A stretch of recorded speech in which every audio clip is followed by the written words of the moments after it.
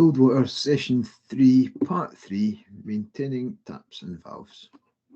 At the end of this part of the session, I want you all to be able to identify the key maintenance information for valves, explain the procedure for repacking the gland of a pillar tap, and explain the procedure for re-washering a pillar tap too.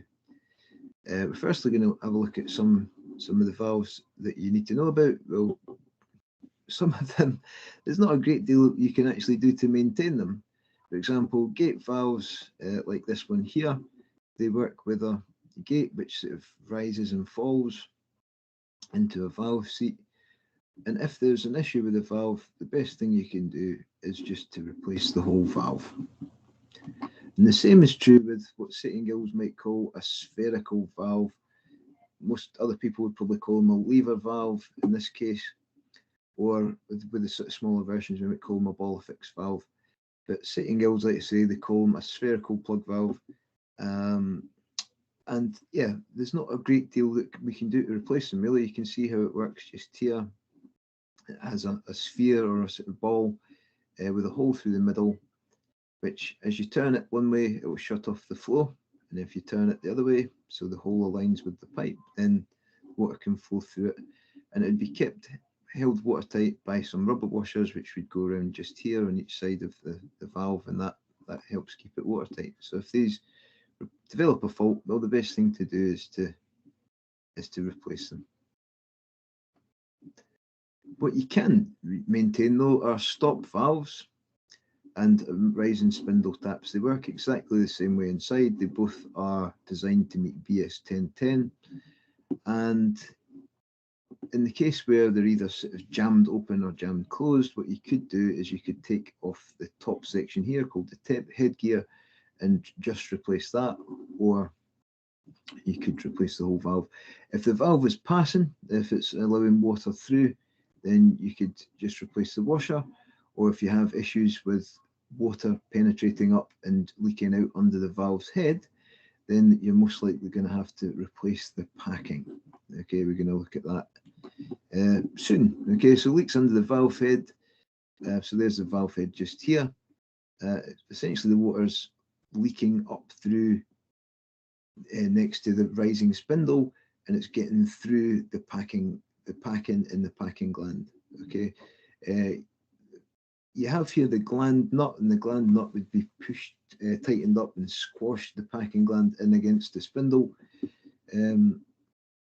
And how you maintain it essentially is by taking, well, turn off the water first, obviously, further downstream, take off the gland nut, remove the old packing, put new packing in, stuff it into the packing gland, and then tighten up the gland nut again, and that should fix it.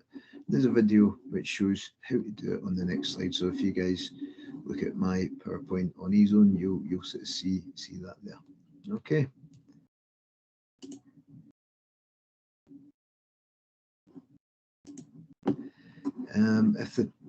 If you have a dripping tap or a passing stop valve, then the issue is more likely to be the washer, but it could also be an issue on the valve seat that the washer screws down onto.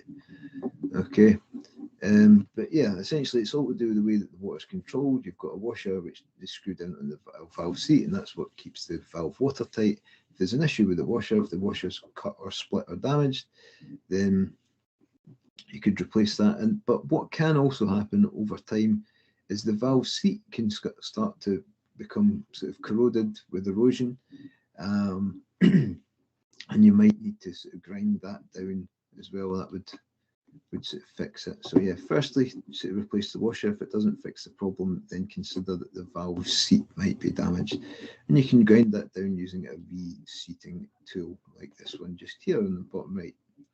And you can see a little bit of damage to the valve seat on this example up here. And there's a nice video here showing you how to replace a tap washer. It's pretty easy. You take the head off the tap, move the headgear, pop the washer off, pop a new one on, reverse the process after having switched off the water, obviously.